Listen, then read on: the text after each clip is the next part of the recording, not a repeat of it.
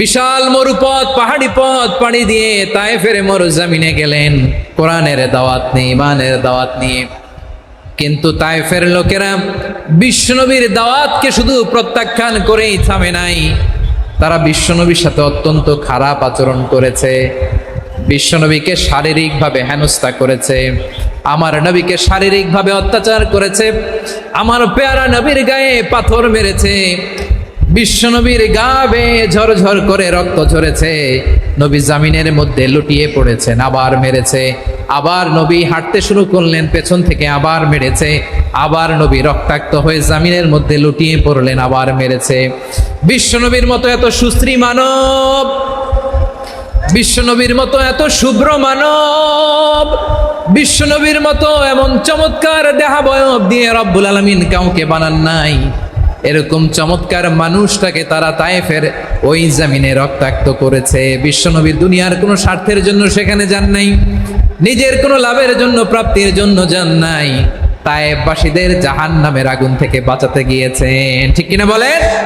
দুষ্ট ছেলেদের পিছু দিল লেলিয়ে, পাথরের আঘাতে ক্ষত বিক্ষত হয়ে সারা শরীর থেকে রক্ত ঝরে। হে রাসূল তোমাকে ভুলি আমি কেমন করে, হে রাসূল তোমাকে ভুলি আমি কেমন করে। পারেন না আপনারা? ধরুন আমার সাথে, হাজার ব্যথা বেদনার পরে ফিরে আসনি তুমি আপন ঘরে, দিনের আলো তুমি ছড়িয়ে দিতে চলে গেলে মদিনায় মক্কা ছেড়ে। হে রাসূল তোমাকে ভুলি আমি কেমন করে, হে রাসূল তোমাকে ভুলি আমি কেমন করে। ঠিক কিনা বলে? প্রিয় ভাইরা, তায়েফের ছেলেরা নবীকে রক্তাক্ত করলো। আমার নবী কই যাবে? কই যাবে? মক্কায় জায়গা নাই, তায়েফে জায়গা নাই। তায়েফ থেকে ভারাক্রান্ত মন নিয়ে আমার নবী মক্কায় ফিরে আসলেন। বিশ্ব নবী মক্কায় ঢুকতে পারেন না। মক্কার মরুভূমির দিকে তাকিয়ে, উপত্যকার দিকে তাকিয়ে বিশ্বনবী ধা ধা করে কাঁদেন, ঝরঝর করে নবীর চেহারা মোবারক থেকে চোখের পানিগুলো বেয়ে বেয়ে পড়ে। আমার জন্মস্থান, আমার শৈশব, কৈশোর, যৌবন কেটেছে এই মক্কায়, আমার এলাকায় আমি ঢুকতে পারি না। বিশ্বনবী মক্কার অনতি দূরে দাঁড়িয়ে জায়েদকে পাঠালেন, জায়েদ যাও দেখো কেউ আমাকে সাপোর্ট করার মতো আছে কিনা, যাও অমুকের কাছে যাও। জায়েদ গেলেন, তারাও প্রত্যাখ্যান করে ফিরিয়ে দেয়। বিশ্বনবী বললেন যাও অমুক লোকের কাছে যাও, তিনিও প্রত্যাখ্যান করে ফিরিয়ে দিলেন। কেউ বিশ্বনবীকে আশ্রয় দিতে রাজি হয় না। নিজ জন্মভূমিতে বিতাড়িত বিশ্বনবী, সর্বশেষ বিশ্বনবী বললেন যাও মুতঈম ইবনে আদির ঘরে যাও। মুতঈম ইবনে আদি মুশরিক, তার কাছে যাও। গেলেন, মুতঈম ইবনে আদি রাজি হয়ে গেল। সুবহানাল্লাহ বলেন। দেখেন, অনেক বিপদের সময়ও আমি নিজে সাক্ষী, সামাজিকভাবে, রাজনৈতিকভাবে কত ঝঞ্ঝা, কত ষড়যন্ত্র, কত কনস্পাইরেসি পাড়ি দিয়ে আমাদেরকে সামনে এগিয়ে যেতে হয়। এই শত্রুদের ভেতরেও একজনকে দাঁড় করিয়ে দেয় যে আল্লাহর কোরআনের জন্য রেডি হয়ে যায়। পড়েন সুবহানাল্লাহ। মুতঈম ইবনে আদি, আল্লাহ তার মনকে নরম করে দিলেন। মুতঈম বলে, মুহাম্মদ আমি তোমাকে আশ্রয় দিব। তার দুই ছেলেকে পাঠালেন, যাও খোলা তলোয়ার নিয়ে, স্কট দিয়ে, গার্ড অফ অনার দিয়ে মোহাম্মদকে মক্কায় ঢুকাও, আর বলো আমি আমান দেব। আমান কি দিব? আমান মানে সিকিউরিটি, নিরাপত্তা। সিকিউরিটি ছাড়া, আমান দেওয়া ছাড়া কেউ থাকতে পারতো না মক্কায়। দুই ছেলে বিষ্ণু ইসা ইসলামকে নিয়ে আসলো। নবী কাবার চারদিকে তাওয়াফ করলেন, নামাজ পড়লেন। আবু জাহেল, উতবা, শাইবা, ওয়ালিদ ইবনে মুগীরা সবাই দেখে, কেউ কিছু করতে পারে না, কারণ মুতঈম ইবনে আদি ঘোষণা দিয়েছেন আমি মুহাম্মদকে আমান দিয়েছি, মুহাম্মদের গায়ে যেন কেউ স্পর্শ না করে। আওয়াজ করে পড়েন সুবহানাল্লাহ। নবীর এই বিপদকালে মুহূর্তে মুতঈমের হৃদয়টারে নরম করে দিল কে? আচ্ছা, লালমনিরহাটের ভাইয়েরা বলেন, এই মুতঈম কি মুসলিম ছিল না মুশরিক? সবাই বলতে হবে, মুসলিম না মুশরিক? তাহলে মুশরিকের কাছ থেকে নবী পলিটিক্যাল অ্যাসাইলাম, আধুনিক রাষ্ট্রবিজ্ঞানের ভাষায় পলিটিক্যাল অ্যাসাইলাম, যেটাকে বলে রাজনৈতিক আশ্রয়, ওনার আমান বা নিরাপত্তার এই ঘোষণায় তিনি মক্কায় ঢুকলেন। যতদিন নিরাপত্তা ছিলেন। মতিম যখন মারা গেল, বিষ্ণু ইসলাম হিজরত করে মদিনায় চলে গেলেন। সুবহানাল্লাহ। কিন্তু মতিম যে বিশ্বনবীর উপকার করছে এটা বিশ্বনবী ভুলে নাই। আমাদের অনেকে আছে উপকার করার পরে আর খেয়াল থাকে না, খাওয়ার পরে গলা দিয়ে নামলে আর খেয়াল থাকে না। এরকম আছে না নাই? আমার নবী ভুলে নাই। বদরের প্রান্তরে 70 জন কাফেরকে যখন বন্দী করে বিশ্বনবীর সামনে হাঁটু গেড়ে দাঁড় করানো হলো, বসানো হলো, 70 জন কাফের। কয়জন? বিশ্বনবী তাদের দিকে তাকিয়ে বললেন, সহিহ বুখারীর বর্ণনা, লাউ কানাল মুতঈম ইবনে আদি হাইয়ান সুম্মা কাল্লামানি হাউলাই নাতনা লা তারাকতুহুম লাহু। বদরের প্রান্তরে 70 জন বন্দী কাফিরের দিকে তাকিয়ে আমার নবী বললেন, আজকে মুতঈম ইবনে আদি যদি বেঁচে থাকতো আর তোমাদের 70 জনের ব্যাপারে যদি মুতঈম এক বাক্যে একটা সুপারিশ করত, তার সম্মানে আজকে তোদের সবাইকে আমি মাফ করে দিতাম। সুবহানাল্লাহ নাই? ওই যে চিল্লাচিল্লি যে কথা বোঝে নাই, কোন জিনিস মিস করছে ওরা নিজেরাও বোঝে নাই। বিশ্বনবী মুতঈমের এই সাহায্যের কথা বলে নাই। 70 জন মুশরিক হাঁটু গেড়ে বসা, নবী চাইলে এখনই এক্সিকিউশন অর্ডার দিতে পারে। তিনি বললেন, আজকে যদি মুতঈম বেঁচে থাকতো আর মুতঈম যদি তোদের জন্য সুপারিশ করতে, এই আবর্জনাগুলোর ব্যাপারে সুপারিশ করতে, আমি মুহূর্তেই তোদেরকে এমনি মাফ করে দিতাম। ইসলাম আমাদেরকে শিখায়, সূরাতুল আনআমের 108 নম্বর আয়াত থেকে আমরা বুঝলাম, কোনো ধর্মকে ছোট করা যাবে না। অন্য ধর্মকে ছোট করা মানে ইসলামকে ছোট করা। অন্য ধর্মের দেবতাকে গালি দেওয়া মানে আল্লাহকে গালি খাওয়ানো। আওয়াজ করে বলেন ঠিক কি না? খবরদার, এটা করা যাবে না। আর অন্য ধর্মের দেবতাকে যদি আপনি গালি দেন, ওরা ইসলাম থেকে দূরে সরে যাবে। যাও ইসলামের প্রতি আকৃষ্ট হয়েছিল আর কোনোদিন ইসলামের ধারে কাছে আসবে না। আওয়াজ করে বলেন ঠিক কিনা? এজন্য কখনো কোনোদিন অন্য ধর্মের দেবতাদেরকে গালি দেওয়া যাবে না। অন্য ধর্মের কোনো দেবতাদেরকে আমরা গালি দিব না, গালি দিব না, বরং ইসলামের beauty, the beauty of Islam, ইসলামের সৌন্দর্যকে আমরা তুলে ধরবো। আমরা যদি বিশ্বনবী সাল্লাল্লাহু আলাইহি ওয়াসাল্লামের জীবনের দিকে তাকাই, তাহলে আমি দেখব বিষ্ণু ইসলাম মক্কাতে কিংবা মদিনাতে অন্য ধর্মের লোকদের সাথে খুব পিসফুলি লাইফ লিড করেছেন। হোক মুশরিক, হোক খ্রিস্টান, হোক ইহুদি, বিশ্বনবী সবার সাথে মিলেমিশে ছিলেন। আলহামদুলিল্লাহ বলেন। ইসলাম হচ্ছে পিসফুল রিলিজিয়ান। অন্য ধর্মের প্রতি সহনশীলতার সবক ইসলাম আমাদেরকে দেয়। কিন্তু প্রতিটি মুসলিমের এটা মনে রাখতে হবে, আল্লাহর কাছে পছন্দনীয় গ্রহণযোগ্য ধর্ম, জীবনাদর্শ একটি, সেটা হচ্ছে ইসলাম। আওয়াজ করে বলেন সেটা কি? লালমনিরহাটের ভাইয়েরা আওয়াজ করে বলুন, আল্লাহর কাছে মনোনীত ধর্ম একটি, সেটা কি? এজন্য রব্বুল আলামিন বলেন, ইন্নাদ-দীনা ইনদাল্লাহিল ইসলাম। আল্লাহর কাছে মনোনীত গ্রহণযোগ্য অ্যাকসেপ্টেড ধর্ম মতাদর্শ একটা, সেটা হলো ইসলাম। ইসলাম ছাড়া অন্য কোনো ধর্ম যদি কেউ তালাশ করে, তার ওই ধর্ম আল্লাহ গ্রহণ করবে না। ওমাই ইয়াবতাগি গায়রাল ইসলামি দীনান ফালাই ইউকবালা মিন ওয়া হুয়া ফিল আখিরাতি মিনাল খাসিরিন।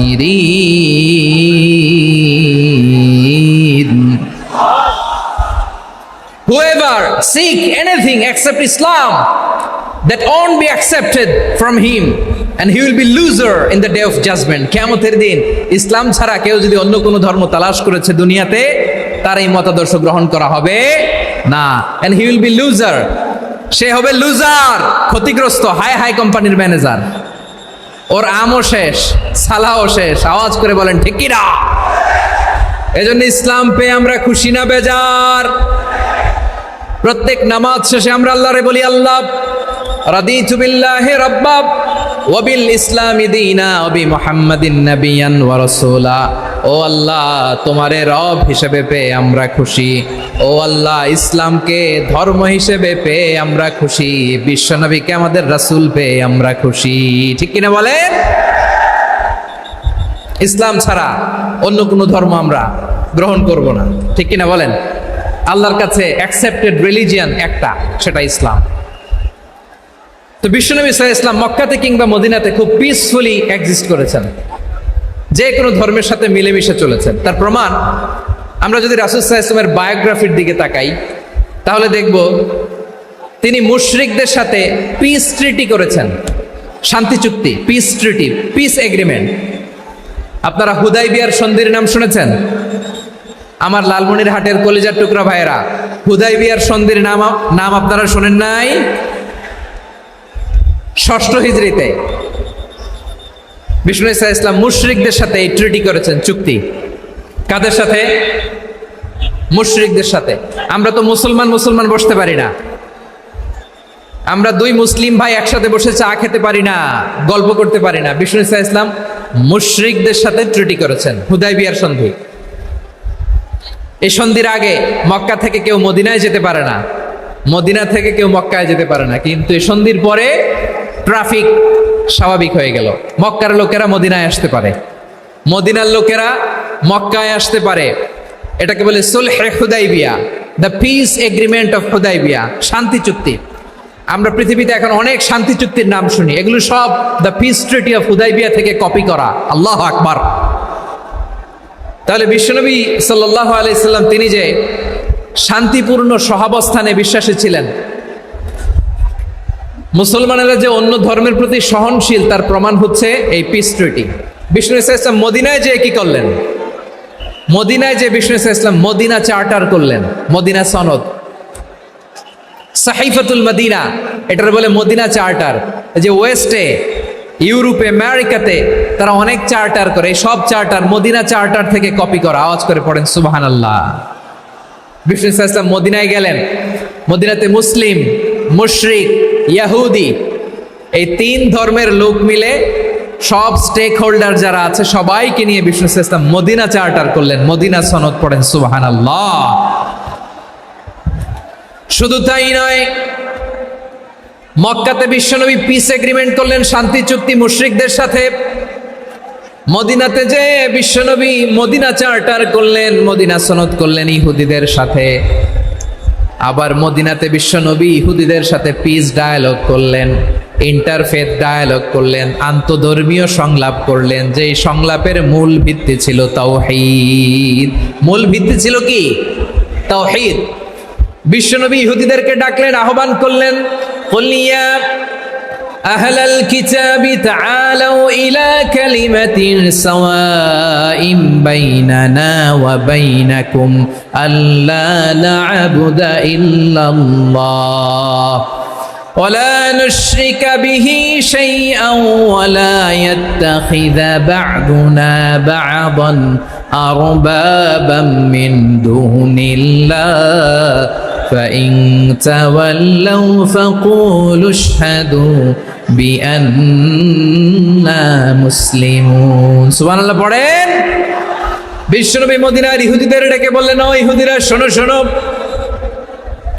আসো এমন একটা আদর্শের প্রশ্নে আমরা একত্রিত হই, যে আদর্শের প্রচার তোমাদের নবীরাও করেছে, আমিও করি।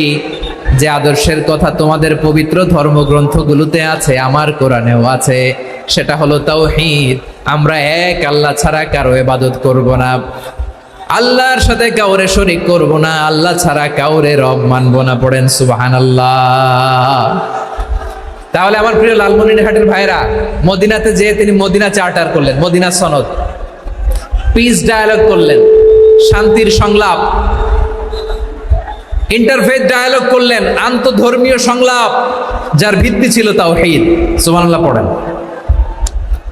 তাহলে অন্য ধর্মের প্রতি সব সময় ইসলাম সহনশীল, টলারেন্স।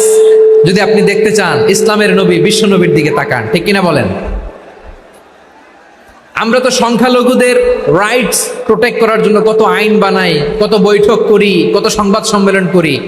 বিষ্ণু সাল্লাল্লাহু আলাইহি ওয়াসাল্লাম সংখ্যালঘুদের রাইটসের ব্যাপারে, অধিকারের ব্যাপারে যে কথা বলেছেন, শুনলে আপনি অবাক হয়ে যাবেন।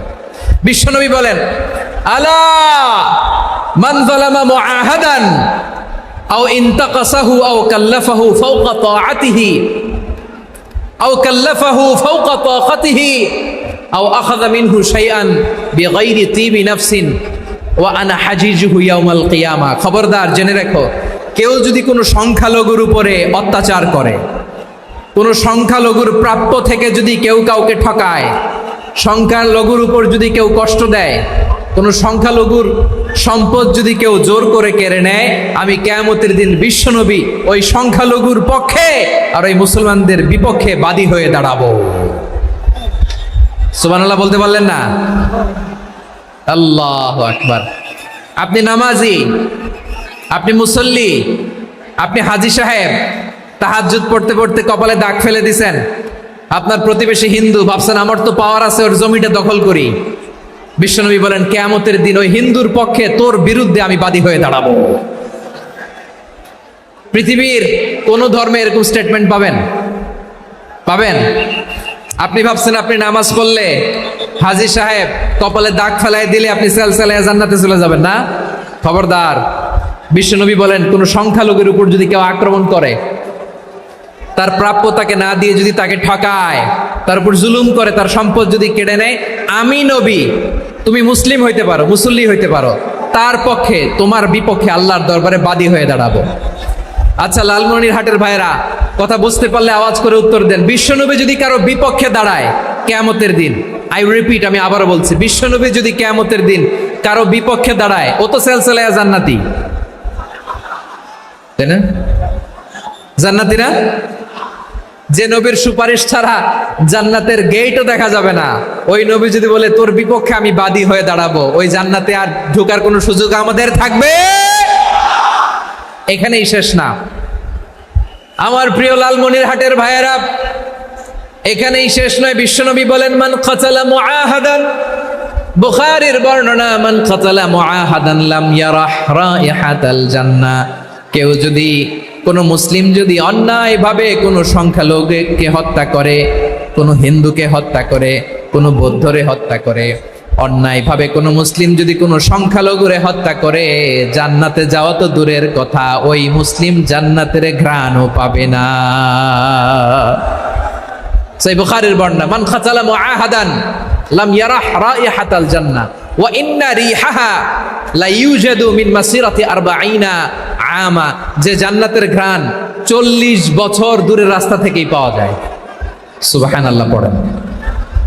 প্রিয় ভাইরা, এখান থেকে জান্নাতে পৌঁছতে লাগবে 40 বছর। এত দূর, কত বছর? সবাই বলেন কত বছর? এখান থেকে জান্নাতে পৌঁছতে লাগবে 40 বছর। এত দূরে থাকতেই জান্নাতের ঘ্রাণ আপনার নাকে এসে ধাক্কা মারবে। বিশ্বনবী বলেন যে ব্যক্তি কোন সংখ্যালঘুকে হত্যা করে, জান্নাতের ঘ্রাণ তো পাবেই, জান্নাতে তো ঢুকতে পারবেই না, জান্নাতের ঘ্রাণও তার নাকে লাগবে না। পড়েন নাউযুবিল্লাহ।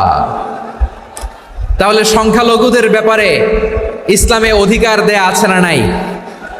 লালমনিরহাটের ভাইয়ের আওয়াজ করে বলেন, আমার সংখ্যালঘু হিন্দু ভাইদের রাইটস, অধিকার আমাদের ইসলামে প্রোটেক্টেড আছে না নাই? এখানেই শেষ না। বিষ্ণু ইসলাম আপনার অমুসলিম প্রতিবেশীর সাথে ভালো আচরণ করতে বলেছে। আমাদের হয় না এটা মুসলিম পাড়া, ওটা বৌদ্ধ পাড়া, হয় না? অনেক সময় হয় না এটা আমাদের মুসলিম পাড়া, ওইটা হিন্দু পাড়া, এরকম আছে না নাই? লালমনিরহাটে নাই না? আছে?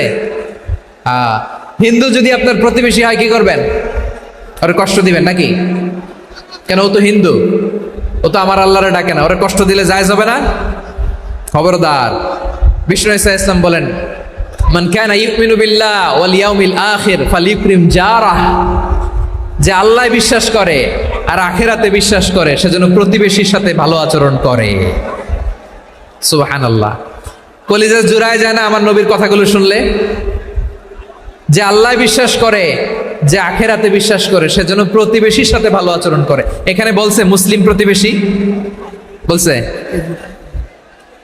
নামাজি প্রতিবেশী, বলছে আল্লাহওয়ালা প্রতিবেশী, বলছে না। প্রতিবেশী আস্তিক হোক নাস্তিক হোক, প্রতিবেশী মুমিন হোক মুশরিক হোক, প্রতিবেশী হইলেই তার সাথে ভালো আচরণের দরকার আছে না নাই? আমার প্রিয় লালমনিরহাটের ভাইয়েরা, বিষ্ণু ইসলাম ওনার ইহুদি প্রতিবেশীদের দেখাশোনা করতেন।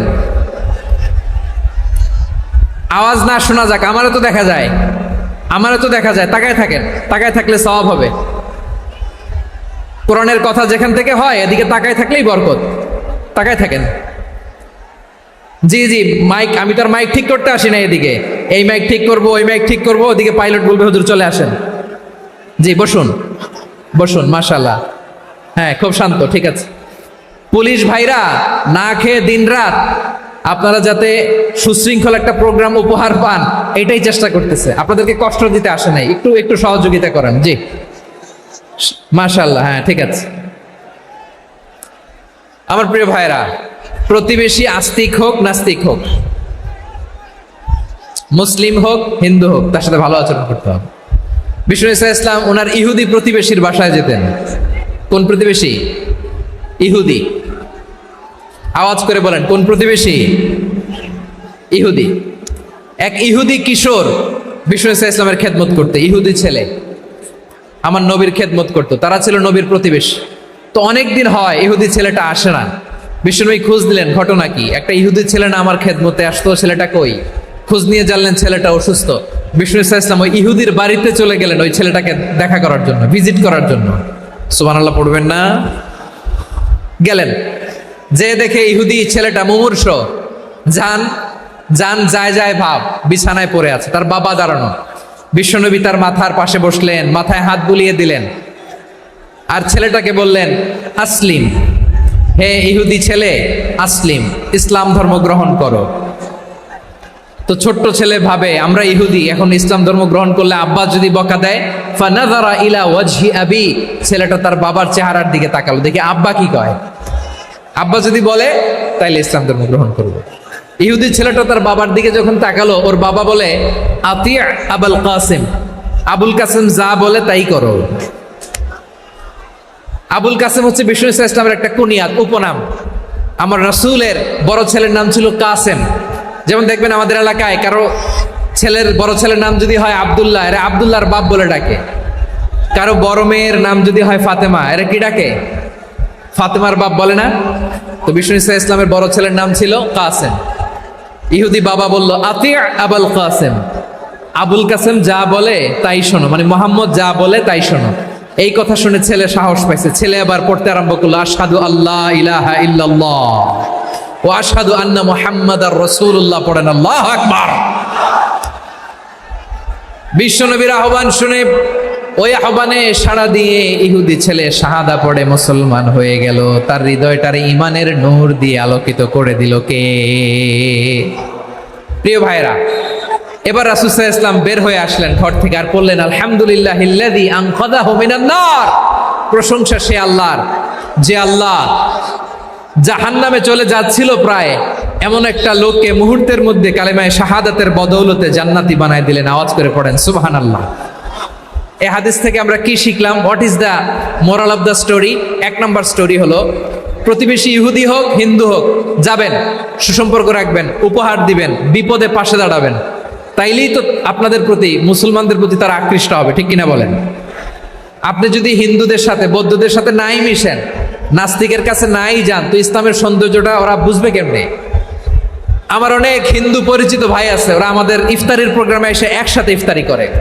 অনেক মদখোর আমার সাথে বসে একসাথে ডিনার করে, হাফ প্যান্ট পরা, গলায় স্বর্ণের চেইন, হাতে স্বর্ণের ব্রেসলেট, আইসা আমার সাথে ডিনার করছে, আছে এরকম। গাঁজাখোর, আমি বলি আসো, welcome welcome to my dinner, আসো বসো, বসলেই তো আমি ওর ডিএনএ, চিন্তার ডিএনএ চেঞ্জ করে দেওয়ার সুযোগ পাবো। চিল্লায় বলো ঠিক কি না? আসতে হবে আমার কাছে। Our door is open, the door of Islam is open 24/7। সব সময় আমাদের ইসলামের দরজা আমার অমুসলিম ভাইদের জন্য খোলা আছে না নাই? এই হাদিস থেকে দুইটা শিক্ষা। এক নম্বর শিক্ষা, প্রতিবেশী মুসলিম হোক অমুসলিম হোক, যান, অসুস্থ হইলে একটু আপেল নিয়ে যান, আঙ্গুর নিয়ে যান, কমলা নিয়ে যান, তাদের সাথে ভালো আচরণ করেন। ইসলামের বিউটি দেখে, সৌন্দর্য দেখে অবাক হবে, নসিব ভালো হলে কোনোদিন কালিমা পড়ে মুসলমান হয়ে যাবে, ঠিক কিনা বলেন? তাহলে অমুসলিমের সাথে ভালো সম্পর্ক। বিশ্বনবী ইহুদির বাড়িতে গেলেন, ইহুদির বাড়ি, আর আমার মুসলমান ভাই আমার কাফের বলে, এরকম আছে না নাই? হ্যাঁ, মুসলিম মুসলিমরা দেখতে পারে না, সহ্য করতে পারে। বিশ্বনবী সাল্লাল্লাহু আলাইহি ওয়াসাল্লাম ইহুদির বাড়িতে গেলেন, এটা একটা শিক্ষা। আরেকটা শিক্ষা হলো, ভাইরা ধাক্কা মেরে এসে সামনে এসে কি লাভ? প্রোগ্রাম তো শেষ হচ্ছে, এখনই শেষ হচ্ছে। তো এই যে আমাদের বকশি ভাই ওয়াদা নিল, হাত তোলালো, মিম বলে এত কথা বললো, তো আমি জেলায় জেলায় যে খালি হাত নাড়াই তোমাদের জন্য নাকি? হ্যাঁ, হাত নাড়াই শুধু, এই ধাক্কাইতে ধাক্কাইতে এদিকে এসে হাত নাড়াইতেছে, হয়েছে তো, দেখলাম তো, ঠিক আছে, মাশাআল্লাহ, অনেক সুশৃঙ্খল, অন্যান্য যে কোনো জেলার জন্য সুশৃঙ্খল।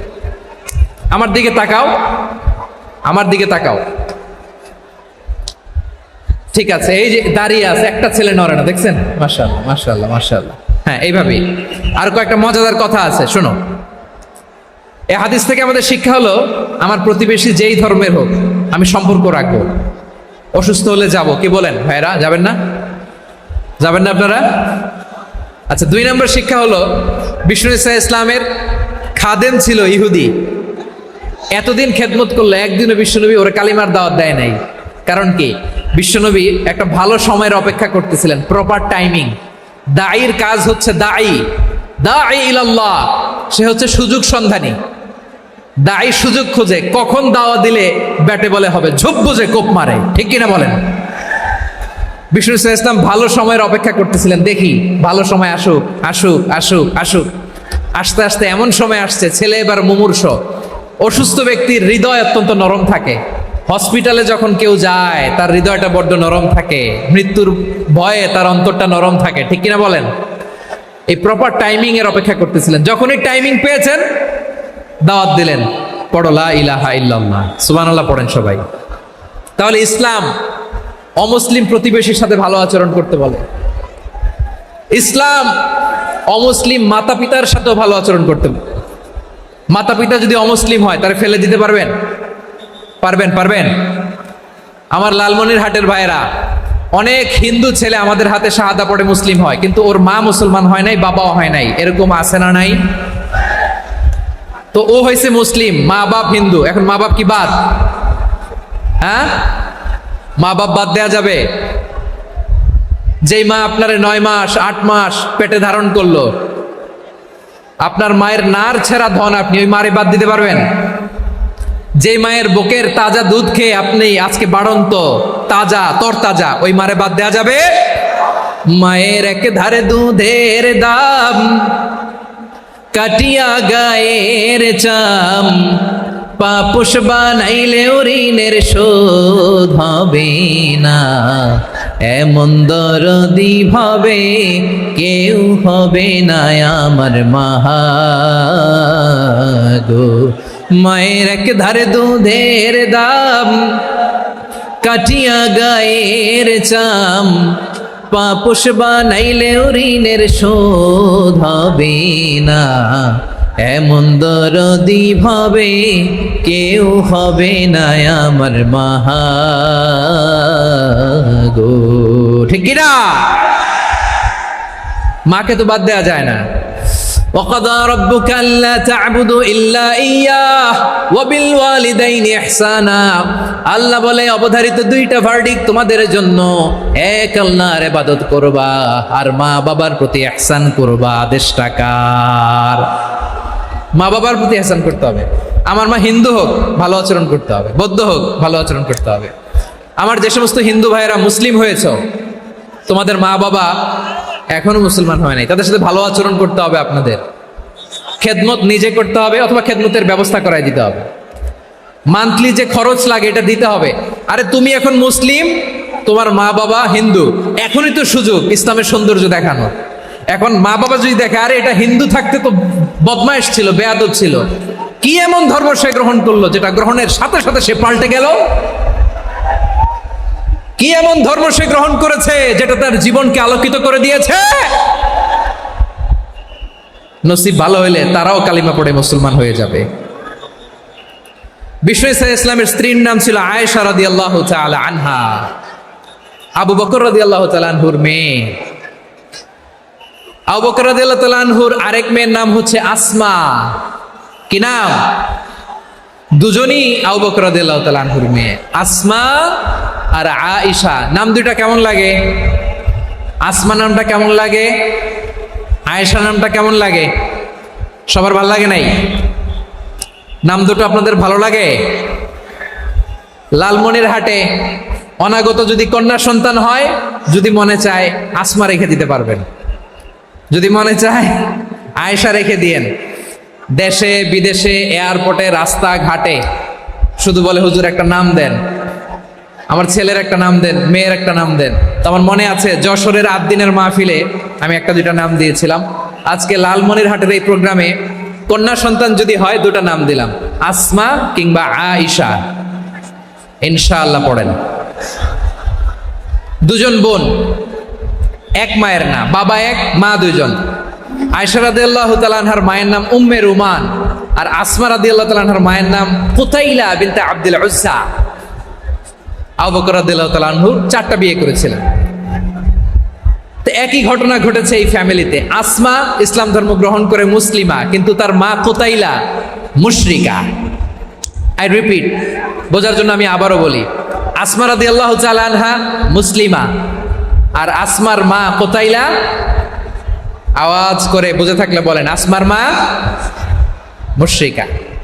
তার মানে মেয়ে মুসলিম, মা অমুসলিম। ভেজাল আছে না নাই? কিন্তু কুতাইলা আর ধৈর্য ধারণ করতে পারে না। নার ছেড়া ধন, কলিজার টুকরা ধন, কলিজার টুকরা সন্তান আসমারে দেখতে বড্ড মন চায়। সাইয়েদানা আসমা রাদিয়াল্লাহু তাআলা আনহা মক্কা থেকে হিজরত করে মদিনায় চলে গেলেন হুদাইবিয়ার পর। যখন মক্কা মদিনার ট্রাফিক স্বাভাবিক হলো, মক্কার লোক মদিনায় যায়, মদিনার লোক মক্কায় আসে। কুতাইলা কলিজার টুকরা সন্তান আসমারে দেখার জন্য কিছু উপহার নিয়ে বিশাল মরুপথ পাড়ি দিয়ে মক্কা থেকে মদিনায় যায়। সুবহানাল্লাহ বলেন। এখন মা আসছে মেয়ের সাথে দেখা করতে, মেয়ে তো আর দেখা দেয় না। মেয়ে ভাবছে আমার মা তো মুশরিকা, অপবিত্রা, তার সাথে কি দেখা দেয়া যাবে? বিশ্বনবীর দরবারে চলে গেলেন। সুবহানাল্লাহ বলেন। কি সৌভাগ্যবান ছিল তারা, মাসলা জানার দরকার হলেই নবীর দরবারে চলে যেত। ঘরে বউয়ের সাথে ঝগড়া হলে নবীর দরবারে চলে যেত। অনেক সাহাবী বলে, আমার পেটে ক্ষুধা লাগলো আমি নবীর কাছে চলে যেতাম, কারণ নবীর চেহারার দিকে তাকালেই আমার পেটের ক্ষুধা মিটে যেত। সাইয়েদানা আসমা রাদিয়াল্লাহু তাআলা আনহা বিশ্বনবীর কাছে চলে গেলেন, যে বললেন, ইয়া রাসূলুল্লাহ, ইয়া হাবিবাল্লাহ, ইন্না উম্মি কাদিমাতুন ইলাইয়া ওয়া হিয়া রাগিবা। আমার মা মক্কা থেকে অনেক দূর মরুর পথ পাড়ি দিয়ে উপহার সামগ্রী নিয়ে মদিনায় আমার সাথে দেখা করতে এসেছে গো নবী। আমার জানতে বড্ড ইচ্ছে হয় আমি আমার মুশরিকা মায়ের সাথে একটু দেখা করতে পারবো কিনা। আফা আসিলুহা, আগে যেমনি আমি আমার মায়ের সাথে ভালো আচরণ করতাম, যেমনি আমি আমার মায়ের সাথে সদাচরণ করতাম গো নবী, এখন আমি মুসলিমা, মা মুশরিকা, এখনো কি আগের মতো সদাচরণ করতে পারবো নাকি? বিশ্বনবী বললেন, নাম সিলিহা, হ্যাঁ রে আসমা, অবশ্যই অবশ্যই, আগে ঠিক যেমন তুমি তোমার মায়ের সাথে ভালো আচরণ করতে, এখনো তেমনি আগের মতো ভালো আচরণ করবা। আওয়াজ করে পড়েন সুবহানাল্লাহ। কি ইসলাম আমরা পেয়েছি! কত ব্রড মাইন্ডেড আমাদের ইসলাম, কত ওপেন মাইন্ডেড ইসলাম, কত ওপেন আপ করতে পারে, চিন্তা করতে পারেন। বিষ্ণু বললেন, হ্যাঁ অবশ্যই, নাম সুলিহা, আগে যেমনি ভালো আচরণ করছো আসমা, এখন ওইরকমই করো, পারলে আরো বাড়ায় করো। সুবহানাল্লাহ বলেন।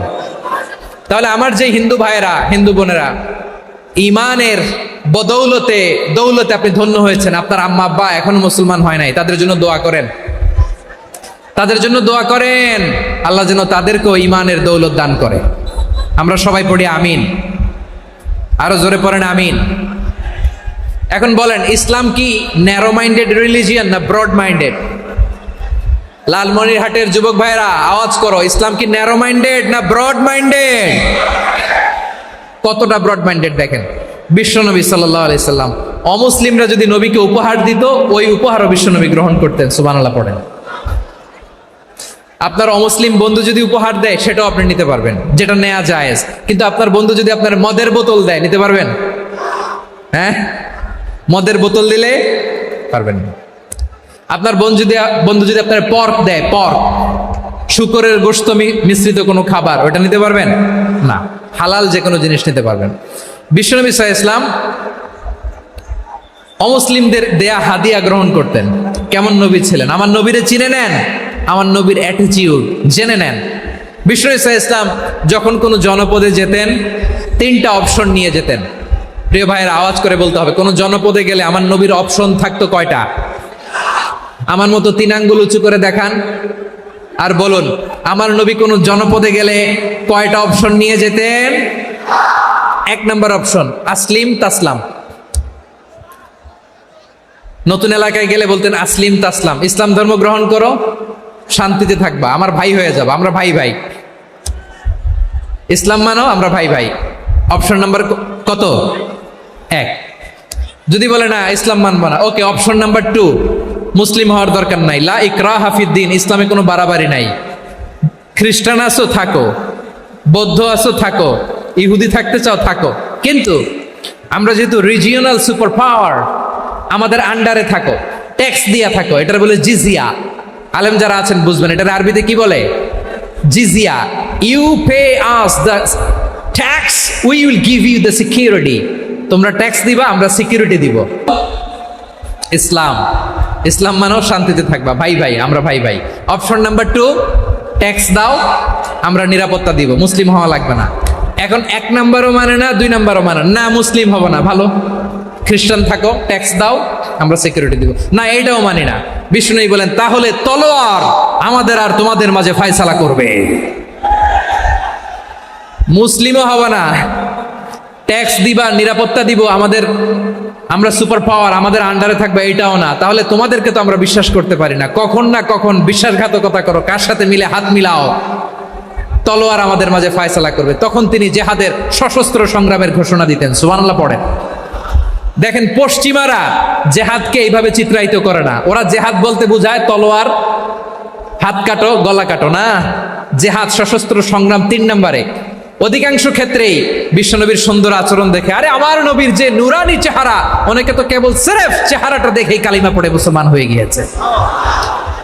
যারা মুসলিম হয় নাই তারা তাদের ইসলামেই বলবৎ ছিল, ট্যাক্স দিয়ে ইসলামের আন্ডারে ছিল। যারা এটাও মানে নাই ওইটাও মানে নাই, তাদের বিরুদ্ধে জেহাদ। বিষ্ণু ইসলাম 7ম হিজরিতে যখন খায়বার বিজয়ের পরে ইসলাম রিজিওনাল সুপার পাওয়ার হিসেবে আত্মপ্রকাশ করলো, বিশ্বনবী চিঠি লিখলেন অন্যান্য সুপার পাওয়ারের কাছে, রাষ্ট্রীয় চিঠি লেখে এক রাষ্ট্রপ্রধান আরেক রাষ্ট্রপ্রধানের কাছে, ঠিক কিনা বলেন? জানেন না আপনারা? এই যে 24-এর ছাত্র নাগরিক অভ্যুত্থানে, এই অভ্যুত্থান যখন শুরু হয়, আমি তখন সাউথ আফ্রিকাতে, একটা স্ট্যাটাস দিয়েছিলাম, কোটা নয় গোটা দেশ সংস্কার করা লাগবে।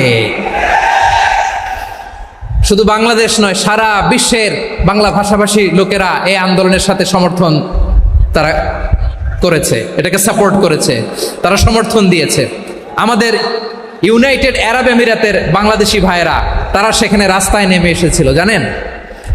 ওইখানে ডেমনস্ট্রেশন করা যায় না, সেখানকার সরকার তাদেরকে যাবজ্জীবন দিয়েছিল। তখন আমাদের এই যে প্রধান উপদেষ্টা ডক্টর মোহাম্মদ ইউনূস সরাসরি G2G বলে, এটারে G2G, government to government, G2G, উনি চিঠি লিখলেন যে তাদেরকে, ইউর হাইনেস, হে সম্মানিত আমির, আপনি আমার এই চিঠির কারণে আমার সম্মানে এই 53 জন বাংলাদেশিকে মাফ করে দেন। এই চিঠির বদৌলতে বেকসুর খালাস পেয়ে গিয়েছিল আমাদের ভাইরা, জানেন না এই ঘটনা আপনারা? তাহলে গভর্নমেন্ট টু গভর্নমেন্ট চিঠি দেওয়া হয়। 7ম হিজরিতে বিষ্ণু ইসলাম সব সুপার পাওয়ারের কাছে চিঠি দিলেন, রোমান সম্রাটের কাছে, পারস্য অধিপতির কাছে, মিশরের অধিপতির কাছে, সবার কাছে চিঠি লিখলেন। চিঠির ভাষা ছিল এরকম, মিন মুহাম্মাদিন রাসূলিল্লাহ ইলা মুকাওকিস আযীমিল কিবত, মুহাম্মদ রাসূলুল্লাহর পক্ষ থেকে মিশরের বাদশার কাছে, আসলিম তাসলাম, ইসলাম মানো শান্তিতে থাকবা, সালামুন আলা মান ইত্তাবা আল হুদা, শান্তি তার জন্য যে হেদায়েতের অনুসরণ করে। সুবহানাল্লাহ পড়েন। তো এই চিঠি অনেকে ভালোভাবে রিসিভ করেছে, অনেকে এই চিঠি পাওয়ার পরে নবীর কাছে আবার ইন রিটার্ন উপহার পাঠিয়েছে। কি পাঠিয়েছে? উপহার। মিশরের বাদশাহ মুকাওকিস তিনি বিশ্বনবীকে বিশাল এক উপহারের ডালি পাঠিয়েছেন। মিশরের বাদশাহ মুকাওকিস ছিলেন ধর্মে খ্রিস্টান। লালমনিরহাটের ভাইয়েরা আওয়াজ করে বলেন, মিশরের বাদশাহ ধর্মে কি ছিল? খ্রিস্টান। কি উপহার দিয়েছিল আমার নবীকে? শুনতে মনে চায়? আওয়াজ নাই লালমনিরহাটের গলায়, শুনতে মনে যায়? 1000 স্বর্ণ মুদ্রা, 1000 স্বর্ণ মুদ্রা। 2টা খ্রিস্টান দাসী, একজনের নাম মারিয়া বিনতে শামাউন আল কিবতিয়া, আরেকজনের নাম সিরিন বিনতে শামাউন আল কিবতিয়া। একজন খ্রিস্টান দাস 20 থান কাপড় জামা বানানোর জন্য। আমরা নবী যেন সেলাই করে জামা বানাতে পারে এজন্য 20 থান কাপড়, 20 থান ফাইন গার্মেন্ট। সুবহানাল্লাহ পড়বেন না? এরপরে একটা গাধা যেটার নাম ছিল ওফাইর, আর একটা খচ্চর এটার নাম ছিল দুলদুল। খচ্চর চিনেন? গাধা আর ঘোড়ার ক্রসিং এ যে প্রাণীটা দুনিয়াতে আসে ওটার খচ্চর বলে। তো এই যে সুপার পাওয়ার, খ্রিস্টান বাদশার কাছে নবী চিঠি লিখলেন, ওই খ্রিস্টান বাদশা আমার নবীকে উপহার দিল। বিশ্বনবী এই উপহারগুলো সানন্দে গ্রহণ করেছে। সুবহানাল্লাহ পড়বেন না? তাহলে অমুসলিম কেউ যদি আপনাকে উপহার দেয়, হালাল উপহার হলে আপনি গ্রহণ করতে পারবেন। অনুরূপভাবে পারস্যের বাদশা, রোম সম্রাট বিশ্বনবীকে উপহার পাঠিয়েছেন। আমার নবী সবগুলো উপহার, গিফট গ্রহণ করেছেন। সুবহানাল্লাহ বলেন। তাহলে প্রিয় লালমনিরহাট, আওয়াজ করে বলুন, ইসলাম কি ন্যারো মাইন্ডেড রিলিজিয়ন না ব্রড মাইন্ডেড? আম্মাজান আয়েশার কাছে মাসালা জানতে চায় মেয়েরা, হে আম্মাজান, অগ্নি উপাসকেরা তাদের ঈদের দিন নওরোজের সময় আমাদেরকে পাখি দেয়, নেওয়া যাবে? উনি বললেন, ওরা জবাই করে দিলে নেওয়া যাবে না, কিন্তু ওরা যদি ফলমূল এরকম খাবার দেয় এগুলো নেওয়া যাবে। তার মানে অমুসলিমদের দেয়া উপহার এটা গ্রহণ করা যায়। সুবহানাল্লাহ বলেন। শুধু তাই নয়, বিষ্ণু ঈসা ইসলাম অমুসলিমদের সাথে আর্থিক লেনদেনও করেছেন, ফিনান্সিয়াল ডিলিং করেছেন। অমুসলিমদের সাথে প্রয়োজনে আপনি ফিনান্সিয়াল ডিলিং করতে পারবেন। আমরা প্রায় দেখি বাজারের মিষ্টির দোকানগুলো আমার হিন্দু ভাইদের। লালমনিরহাটে মিষ্টির দোকান, দইয়ের দোকান কারা চালায়? হিন্দুরা চালায় না? তারপরে যে বারবার শপ, চুল কাটে যে নাপিত, অধিকাংশ নাপিতের দোকানে কারা? আমার হিন্দু ভাইরা। তা আপনি চুল কাটতে পারবেন কিনা? পারবেন কিনা বলেন? পারবেন। তার দোকান থেকে দই মিষ্টি কিনতে পারবেন কিনা? হ্যাঁ, আমার মুসলিম ভাইয়ের দোকান থাকলে ওইটারে আমি বেশি প্রায়োরিটি দিব, ঠিক কিনা? কিন্তু যদি তাদের সার্ভিস নিতে চান, প্রোডাক্ট নিতে চান, পারবেন। তার দলিল সহিহ বুখারী, আম্মা জান আয়েশা রাদিয়াল্লাহু তাআলা আনহা বলেন, ইশতারা রাসূলুল্লাহ সাল্লাল্লাহু আলাইহি ওয়াসাল্লাম মিন ইয়াহুদিয়িন তুআমান ওয়া রাহানাহু দিরআহু মিন হাদিদ। রাসূল সাল্লাল্লাহু আলাইহি ওয়াসাল্লাম এক ইহুদির কাছ থেকে, কার কাছ থেকে? সবাই বলে নাই। কার কাছ থেকে? আমার নবী, পেয়ারা নবী এক ইহুদির কাছ থেকে জব কিনেছিল। জব, বার্লি, যেটা দিয়ে রুটি বানায়।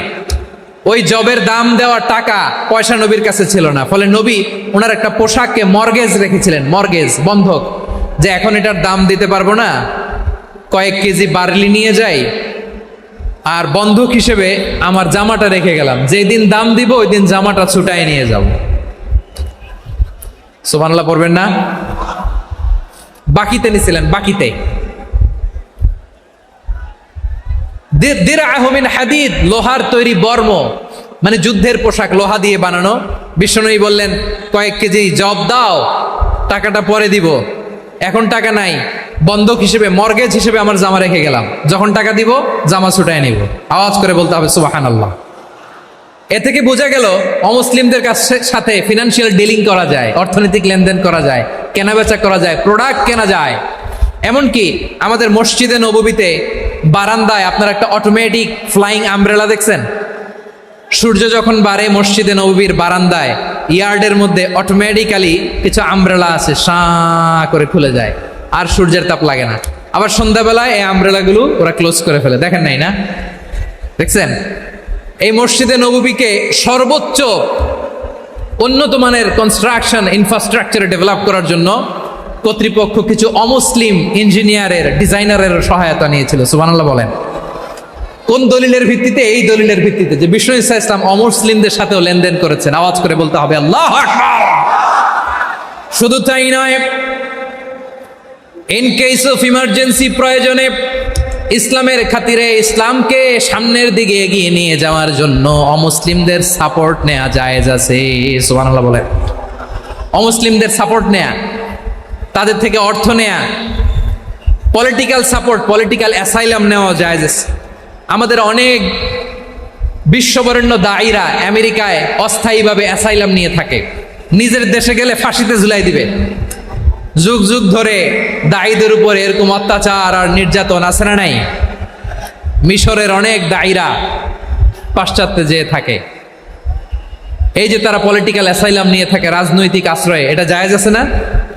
এটা যে জায়েজ আছে তার প্রমাণ স্বয়ং বিশ্বনবী সাল্লাল্লাহু আলাইহি ওয়াসাল্লাম পলিটিক্যাল সাপোর্ট নিয়েছিলেন অমুসলিমদের কাছ থেকে। সুবহানাল্লাহ বলেন। খুব মজাদার একটা ঘটনা শুনবেন। আপনাদের আগ্রহ দেখে তো মনে হয় না শোনার ইচ্ছা আছে। আছে আছে, গলায় জোর আছে। লিল্লাহি তাকবীর, লিল্লাহি তাকবীর, নারে তাকবীর।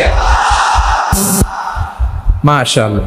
আমার ভাইরা, বিশ্বনবীর বয়স তখন প্রায় 51 বছর। কত বছর? বিশ্বনবীর সবচেয়ে কাছের মানুষ খাদিজা রাদিয়াল্লাহু তাআলা আনহা ইন্তেকাল করেছেন। বিশ্বনবী বড্ড কষ্ট পেলেন, হৃদয়টা ভেঙে খান খান। যিনি ঘরের ভেতরে বিশ্বনবীকে সান্ত্বনা দিতেন, ভালোবাসা দিতেন, বাইরে গেলে কুরাইশরা বকাঝকা করে, অত্যাচার করে, কিন্তু আম্মাজান খাদিজা রাদিয়াল্লাহু তাআলা আনহা ঘরটারে এমন শান্তির নীড় বানায় রেখেছেন, এই ঘরের ভিতরে ঢুকলে বিশ্বনবীর কলিজাটা ঠান্ডা হয়ে যেত। এজন্য রব্বুল আলামিন বলেন, খাদিজা, ও আমার বান্দি খাদিজা, জান্নাতে এমন স্পেশাল একটা ঘর আমি তোমার জন্য রেডি করে রেখেছি। ওই ঘরের মধ্যে কোনো আওয়াজ নাই, ওই ঘরের মধ্যে কোনো নয়েজ নাই, ওই ঘরে কোনো বিশৃঙ্খলা নাই। কারণ মক্কার জমিনে আমার নবী কুরাইশদের বিশৃঙ্খলা, নয়েজ আর ঝামেলাগুলোকে উপেক্ষা করে যখন তোমার ঘরের ভিতরে ঢুকতো, ঘরটারে তুমি শান্তির নীড়, ঠান্ডা, নীরব, নিস্তব্ধ, নিঝুম আর শান্তির নীড় বানিয়ে রেখেছো। এজন্য জান্নাতে স্পেশাল একটা শান্তির নীড় আমি তোমারে উপহার দেব। ওই প্রিয়তমা স্ত্রী খাদিজা ইন্তেকাল করলেন, বিশ্বনবীর হৃদয় ভেঙে খান খান। আবার ওনার চাচা আবু তালেব ইন্তেকাল করলেন, যিনি পলিটিক্যাল শেল্টার দিতেন নবীকে। কে দিতেন? আবু তালেবের ভয়ে, বিশ্বনবীর এই চাচার ভয়ে কোনো মুশরিক নবীর গায়ে হাত দেওয়ার সাহস পায় নাই। এখন স্ত্রীও নাই, চাচাও নাই, নবীকে আশ্রয় দেওয়ার কেউ নাই, নবীর চারদিকে অন্ধকার। নবী এখন কই যাবেন? আমার পেয়ারা নবী নতুন স্টেশন খুঁজতেছেন, নতুন দাওয়াতি প্ল্যাটফর্ম খুঁজতেছেন। তিনি যায়েদ বিন হারেসা রাদিয়াল্লাহু তাআলা আনহুকে নিয়ে মক্কার পাশের একটা নেইবরিং সিটি তায়েফে চলে গেলেন। কোথায় চলে গেলেন? লালমনিরহাটের ভাইয়ের আওয়াজ করে বলেন, কোথায় গেলেন? তায়েফে চলে গেলেন দিনের দাওয়াত দেওয়ার জন্য। কি দেওয়ার জন্য?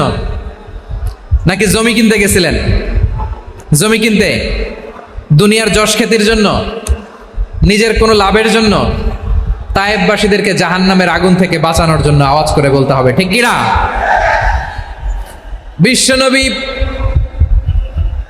বিশাল মরুপথ, পাহাড়ি পথ পাড়ি দিয়ে তায়েফের মরুজমিনে গেলেন কোরআনের দাওয়াত নিয়ে, ইমানের দাওয়াত নিয়ে। কিন্তু তায়েফের লোকেরা বিশ্বনবীর দাওয়াতকে শুধু প্রত্যাখ্যান করেই থামে নাই, তারা বিশ্বনবীর সাথে অত্যন্ত খারাপ আচরণ করেছে, বিশ্বনবীকে শারীরিকভাবে হেনস্থা করেছে, আমার নবীকে শারীরিকভাবে অত্যাচার করেছে, আমার পেয়ারা নবীর গায়ে পাথর মেরেছে, বিশ্বনবীর গা বেয়ে ঝরঝর করে রক্ত ঝরেছে, নবী জামিনের মধ্যে লুটিয়ে পড়েছেন, আবার মেরেছে, আবার নবী হাঁটতে শুরু করলেন, পেছন থেকে আবার মেরেছে, আবার নবী রক্তাক্ত হয়ে জামিনের মধ্যে লুটিয়ে পড়লেন, আবার মেরেছে। বিশ্বনবীর মতো এত সুশ্রী মানব, বিশ্বনবীর মতো এত শুভ্র মানব, বিশ্বনবীর মতো এমন চমৎকার দেহাবয়ব দিয়ে রব্বুল আলামিন কাউকে বানান নাই। এরকম চমৎকার মানুষটাকে তারা তায়েফের ওই জমিনে রক্তাক্ত করেছে। বিশ্বনবী দুনিয়ার কোনো স্বার্থের জন্য সেখানে যান নাই, নিজের কোনো লাভের জন্য, প্রাপ্তির জন্য যান নাই, তায়েফবাসীদের জাহান্নামের আগুন থেকে বাঁচাতে গিয়েছেন। ঠিক কিনা বলে? আমি কেমন করে হে রাসূল তোমাকে ভুলি, আমি কেমন করে। পারেন না আপনারা? ধরুন আমার সাথে, হাজার ব্যথা বেদনার পরে ফিরে আসনি তুমি আপন ঘরে, দিনের আলো তুমি ছড়িয়ে দিতে চলে গেলে মদিনায় মক্কা ছেড়ে। হে রাসূল তোমাকে ভুলি আমি কেমন করে, হে রাসূল তোমাকে ভুলি আমি কেমন করে। ঠিক কিনা বলে? প্রিয় ভাইরা, তায়েফের ছেলেরা নবীকে রক্তাক্ত করলো। আমার নবী কই যাবে? কই যাবে? মক্কায় জায়গা নাই, তায়েফে জায়গা নাই। তায়েফ থেকে ভারাক্রান্ত মন নিয়ে আমার নবী মক্কায় ফিরে আসলেন। বিশ্ব নবী মক্কায় ঢুকতে পারেন না। মক্কার মরুভূমির দিকে তাকিয়ে, উপত্যকার দিকে তাকিয়ে বিশ্বনবী ধা ধা করে কাঁদেন, ঝরঝর করে। নবীর চেহারা মোবারক থেকে চোখের পানিগুলো বেয়ে বেয়ে পড়ে। আমার জন্মস্থান, আমার শৈশব, কৈশোর, যৌবন কেটেছে এই মক্কায়। আমার এলাকায় আমি ঢুকতে পারি না। বিশ্বনবী মক্কার অনতি দূরে দাঁড়িয়ে জায়েদকে পাঠালেন, জায়েদ যাও দেখো কেউ আমাকে সাপোর্ট করার মতো আছে কিনা, যাও অমুকের কাছে যাও। জায়েদ গেলেন, তারাও প্রত্যাখ্যান করে ফিরিয়ে দেয়। বিশ্বনবী বললেন যাও অমুক লোকের কাছে যাও, তিনিও প্রত্যাখ্যান করে ফিরিয়ে দিলেন। কেউ বিশ্বনবীকে আশ্রয় দিতে রাজি হয় না। নিজ জন্মভূমিতে বিতাড়িত বিশ্বনবী, সর্বশেষ বিশ্বনবী বললেন যাও মুতঈম ইবনে আদির ঘরে যাও। মুতঈম ইবনে আদি মুশরিক, তার কাছে যাও। গেলেন, মুতঈম ইবনে আদি রাজি হয়ে গেল। সুবহানাল্লাহ বলেন। দেখেন, অনেক বিপদের সময়ও আমি নিজে সাক্ষী, সামাজিকভাবে রাজনৈতিকভাবে কত ঝঞ্ঝা, কত ষড়যন্ত্র, কত কনস্পাইরেসি পাড়ি দিয়ে আমাদেরকে সামনে এগিয়ে যেতে হয়। এই শত্রুদের ভেতরেও একজনকে দাঁড় করিয়ে দেয় যে আল্লাহর কোরআনের জন্য রেডি হয়ে যায়। পড়েন সুবহানাল্লাহ। মুতঈম ইবনে আদি, আল্লাহ তার মনকে নরম করে দিলেন। মুতঈম বলে, মুহাম্মদ আমি তোমাকে আশ্রয় দিব। তার দুই ছেলেকে পাঠালেন, যাও খোলা তলোয়ার নিয়ে, স্কট দিয়ে, গার্ড অফ অনার দিয়ে মোহাম্মদকে মক্কায় ঢুকাও, আর বলো আমি আমান দেব। আমান কি দিব? আমান মানে সিকিউরিটি, নিরাপত্তা। সিকিউরিটি ছাড়া, আমান দেওয়া ছাড়া কেউ থাকতে পারতো না মক্কায়। দুই ছেলে বিষ্ণু ইসা ইসলামকে নিয়ে আসলো। নবী কাবার চারদিকে তাওয়াফ করলেন, নামাজ পড়লেন। আবু জাহেল, উতবা, শাইবা, ওয়ালিদ ইবনে মুগীরা সবাই দেখে, কেউ কিছু করতে পারে না। কারণ মুতঈম ইবনে আদি ঘোষণা দিয়েছেন আমি মুহাম্মদকে আমান দিয়েছি, মুহাম্মদের গায়ে যেন কেউ স্পর্শ না করে। আওয়াজ করে পড়েন সুবহানাল্লাহ। নবীর এই বিপদকালে মুহূর্তে মুতঈমের হৃদয়টারে নরম করে দিল কে? আচ্ছা, লালমনিরহাটের ভাইয়েরা বলেন, এই মুতঈম কি মুসলিম ছিল না মুশরিক? সবাই বলতে হবে মুসলিম না মুশরিক? তাহলে মুশরিকের কাছ থেকে নবী পলিটিক্যাল অ্যাসাইলাম, আধুনিক রাষ্ট্রবিজ্ঞানের ভাষায় পলিটিক্যাল অ্যাসাইলাম, যেটাকে বলে রাজনৈতিক আশ্রয়, ওনার আমান বা নিরাপত্তার এই ঘোষণায় তিনি মক্কায় ঢুকলেন। যতদিন নিরাপত্তা ছিলেন। মুতঈম যখন মারা গেল, বিষ্ণু ইসলাম হিজরত করে মদিনায় চলে গেলেন। সুবহানাল্লাহ।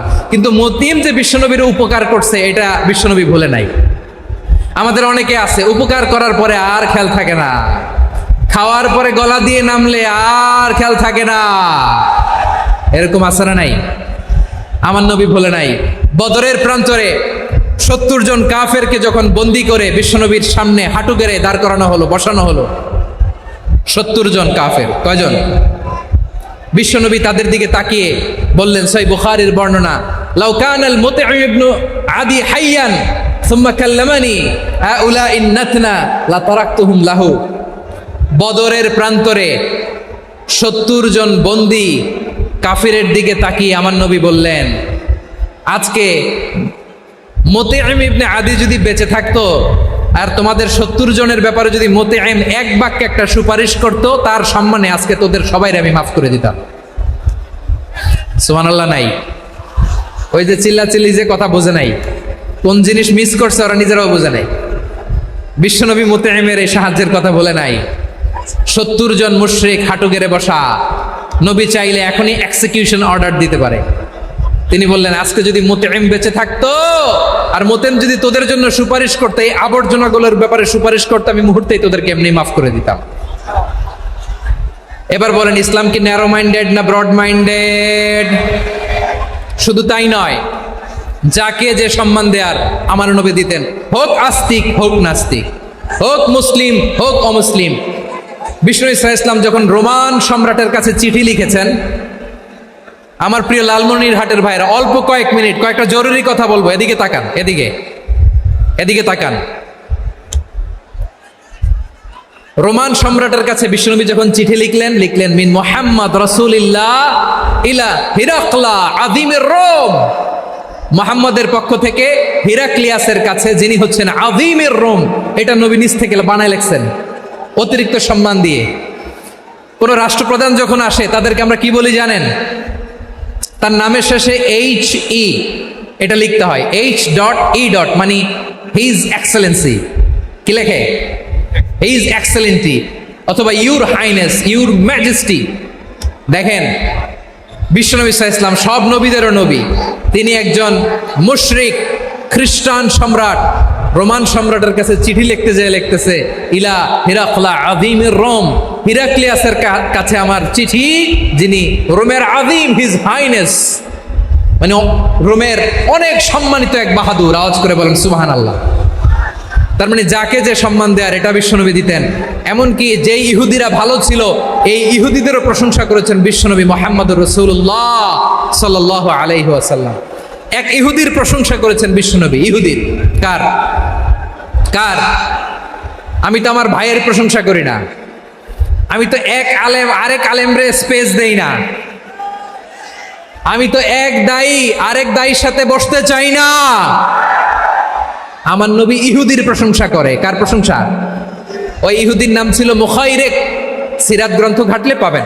তিনি বলেছেন মুখাইরিক খাইরু ইয়াহুদ, Mukhayriq is the best of the Jews. জুইশদের মধ্যে সে সবচেয়ে ভালো। কেন প্রশংসা করলেন তার?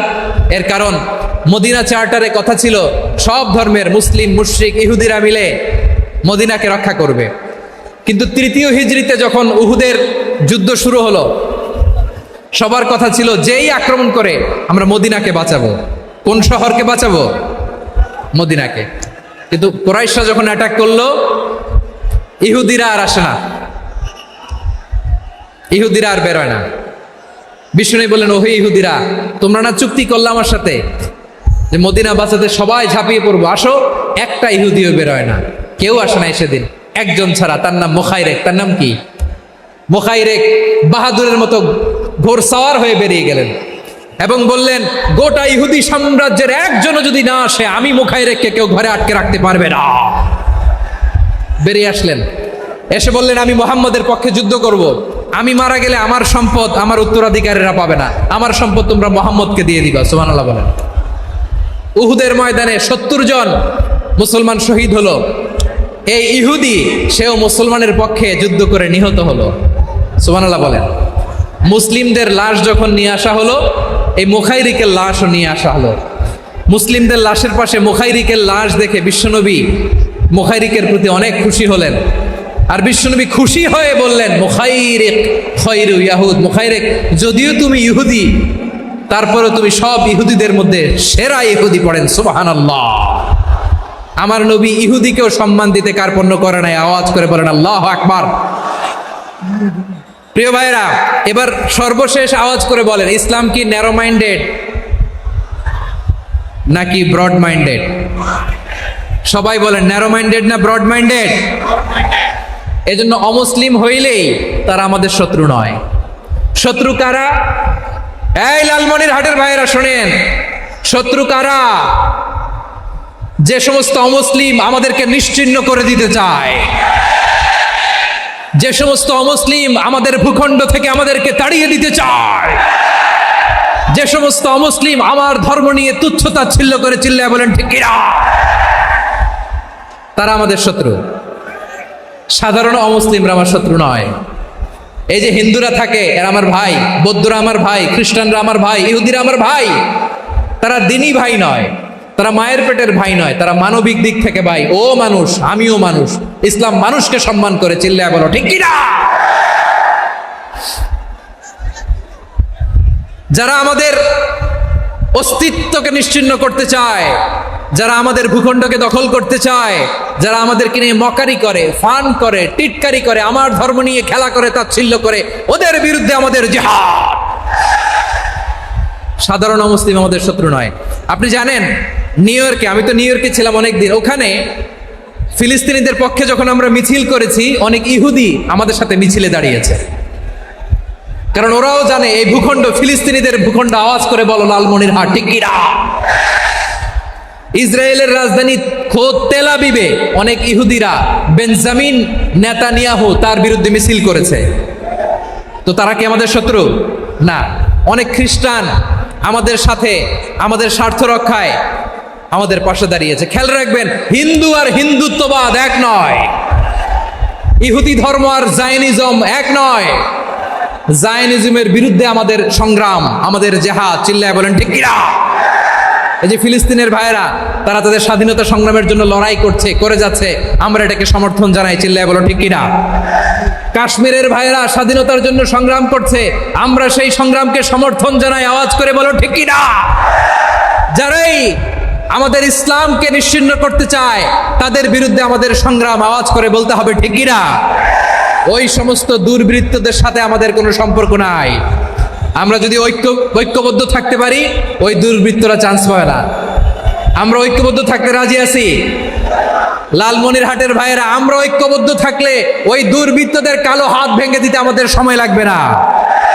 তাদের কালো হাত ভেঙে দিতে রাজি আছে মুসলমান? কারা কারা রাজি? দু হাত তুলে দেখাও।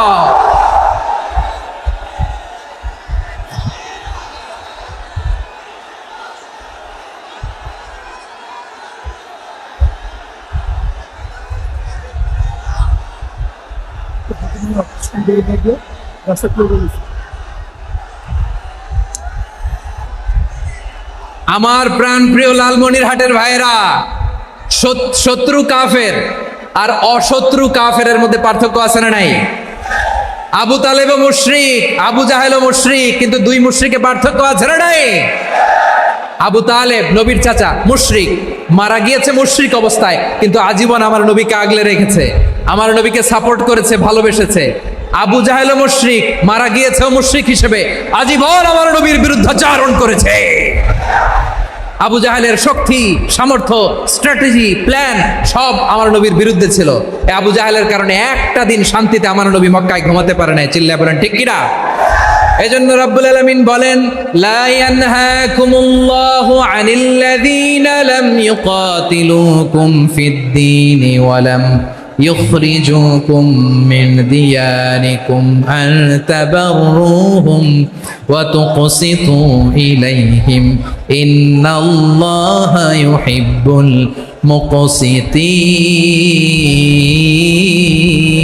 المقسطين।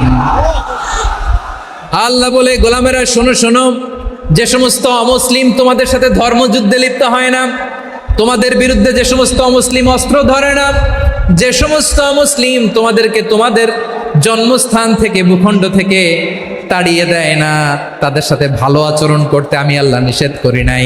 তাদের সাথে সদাচরণে কোনো নিষেধাজ্ঞা নাই, বরং তাদের সাথে সদাচরণ করো, এটাই আমি আল্লাহ চাই।